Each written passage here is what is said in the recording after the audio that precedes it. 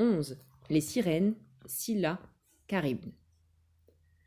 Après son séjour dans les enfers, Ulysse retourne chez Circé. La magicienne lui indique les dangers qui le guettent au cours de son voyage de retour. Lorsque le soleil se coucha et que l'obscurité survint, mes compagnons partirent s'allonger près des amarres des navires.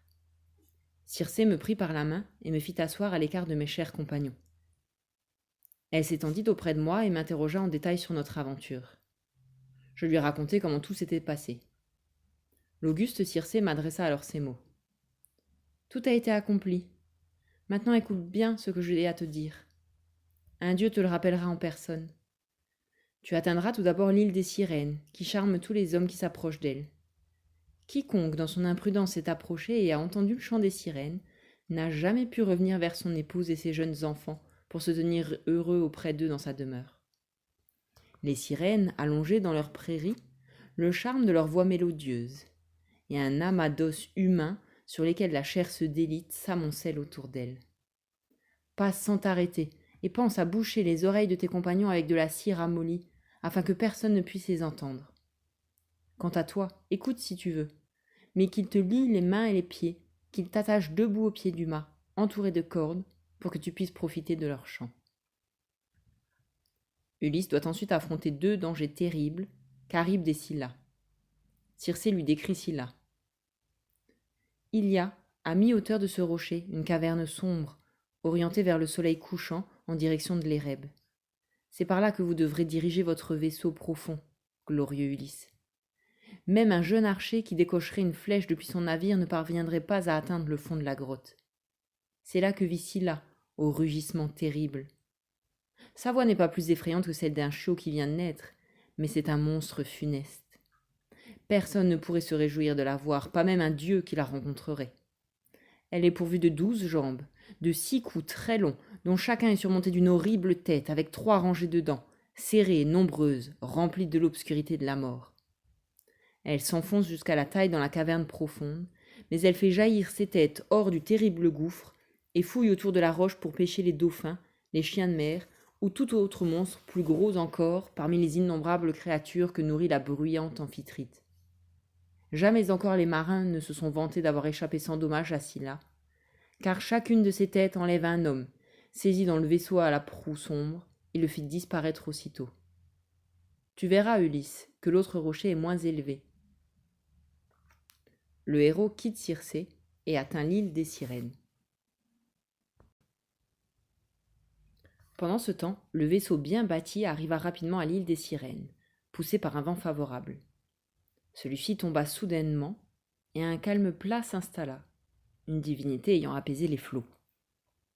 Mes compagnons se levèrent, plièrent la voile et la rangèrent dans le vaisseau profond. Puis, revenus sur leur banc, firent blanchir l'eau avec les rames de sapin poli. À l'aide de mon glaive acéré, je découpai en petits morceaux une petite boule de cire, et je la pressai dans mes robustes mains. La cire s'échauffait rapidement sous l'effet de ma grande force et de l'éclat du soleil, le divin Hyperion. J'en mis dans les oreilles de tous mes compagnons. Ils m'attachèrent ensuite sur le vaisseau par les mains et par les pieds, debout au pied du mât, et retournèrent à leur place pour battre la blanche mer de leurs rames. Quand nous ne fûmes plus qu'à une portée de voix, ils redoublèrent de vitesse. Mais le rapide navire n'échappa pas aux sirènes qui l'aperçurent. Elles entonnèrent leur chant harmonieux. « Approche-toi d'ici, illustre Ulysse, grande gloire des Achéens, et arrête ton navire pour écouter nos voix. Jamais un navigateur n'a fait avancer son navire noir plus loin sans avoir écouté les douces paroles qui sortent de nos bouches. Il repart charmé et l'esprit rempli de connaissances, car nous savons tout. À quel point les Argiens et les Troyens, par la volonté des dieux, ont souffert dans la vaste Troie. Et tout ce qui se produit sur la terre nourricière, nous le savons aussi. » Ainsi parlait-elle de leur voix sublime. Mon cœur désirait les entendre, et, d'un froncement de sourcils, j'ordonnai à mes compagnons de me détacher. Mais ils se penchèrent en avant et accélérèrent la cadence, tandis que Périmède et Eurylochos, se levant aussitôt, m'attachèrent avec davantage de cordes. Après avoir dépassé les sirènes, dont je n'entendais plus ni la voix ni le chant, mes fidèles compagnons ôtèrent la cire que j'avais mise dans leurs oreilles et dénouèrent mes liens. Quand l'île des sirènes fut derrière nous, j'aperçus aussitôt de la fumée, des vagues énormes, accompagnées d'un fracas retentissant. Mes compagnons prirent peur et laissèrent tomber leurs rames, qui firent un grand bruit en frappant les flots. N'étant plus propulsé par la force des rames, le vaisseau s'arrêta net. Je traversai le bateau et encourageai chacun de mes compagnons avec de douces paroles, m'arrêtant auprès de chacun. « Amis, nous ne sommes pas sans expérience face au danger. Celui qui se présente devant nous n'est pas plus terrible que lorsque le cyclope nous enferma avec violence dans sa caverne profonde. Pourtant, nous avons réussi à nous en échapper grâce à mes qualités, à mes conseils et à ma présence d'esprit.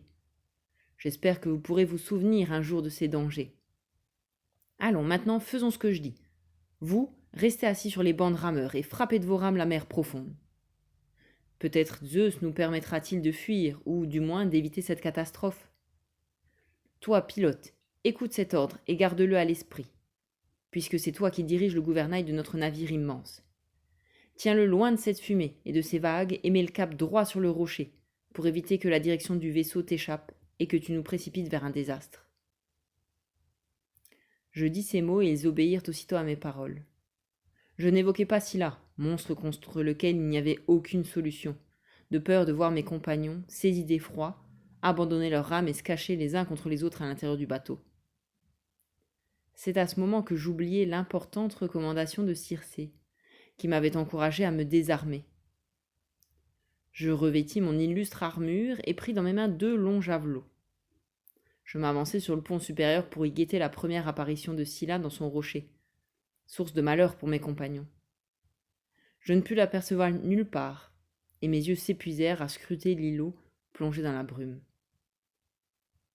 Nous traversâmes le détroit dans les gémissements. Il y avait d'un côté Scylla, et de l'autre la divine Charybde, qui engloutit l'eau salée. Quand elle la vomissait, toute la mer bouillonnait et retentissait comme un chaudron sur un grand feu, l'écume jaillissant et retombant sur le sommet des 2 rochers.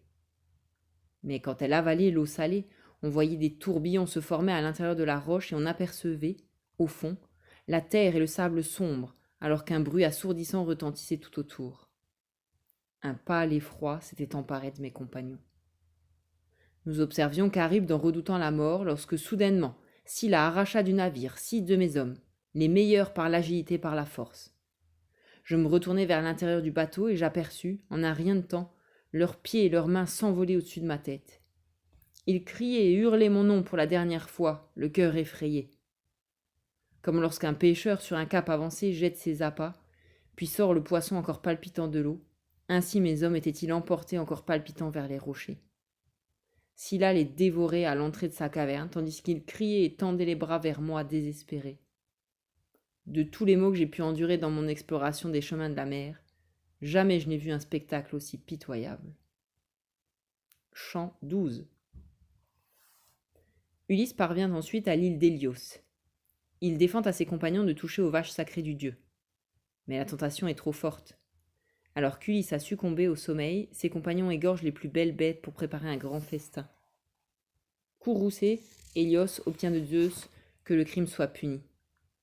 Peu de temps après avoir quitté l'île, Ulysse et son équipage essuient une violente tempête qui fait chavirer le navire. Le héros s'accroche à une poutre sur laquelle il dérive pendant 10 jours. Il arrive finalement à l'île de Calypso, mais il a perdu tous ses compagnons. Là prennent fin les récits d'Ulysse à Alkinoos. Le lendemain, le roi Alkinoos décide de le faire conduire le héros chez lui et lui offre de nombreux présents. Après une nuit de navigation, les Phéaciens le déposent, endormi, dans une grotte sur les rivages d'Ithaque.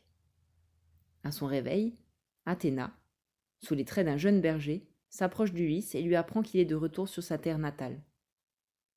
Elle aide Ulysse à cacher les trésors qui lui ont été offerts par les Phéaciens et l'informe de l'attitude scandaleuse des prétendants.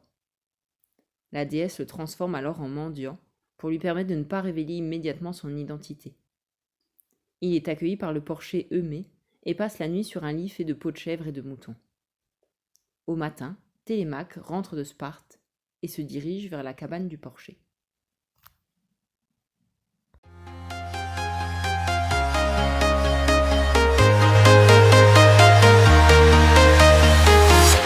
I'm walking alone, the streets are empty.